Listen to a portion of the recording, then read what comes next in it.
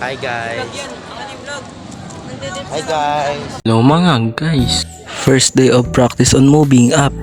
At ngayong gabi nga mga guys, maaga tayo matutulog.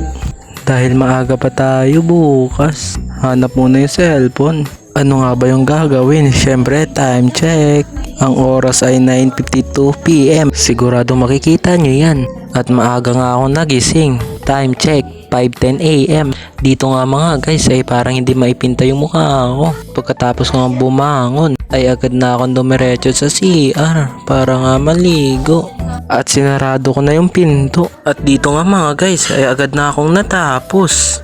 At umakyat ako para magbihis. At dito nga ay kumain na rin ako. Konti nga lang pala ako kumain. Pag may kain, syempre hindi mawawala yung toothbrush bago umalis ng bahay. First time ko nga lang itong gagawin sa buhay, mag-vlog na papunta sa school at nag-outfit check nga muna. Syempre pag may suot ka na, hindi mawawala yung pabango. At dito nga ay umalis na ako. Siya nga pala ay tapos na ako magpaalam sa nanay ko. At binuksan ko na nga yung pinto. Masyado nga madilim dito pagbaba ko. Mga guys, kay going to school na. At tinakpan ko na yung camera para makarating agad. At yun nga mga guys, ay nandito na ako sa labas ng paaralan. Papasok na nga ako. At dito nga may nangyayari na bag read. Kaso hinayaan ko na lang kasi wala naman akong dalang bag. Asar. At hindi pa nag-umpisa ang practice. At dito muna kami tumambay sa quadrangle. Shoutout nga muna sa mga klase ko.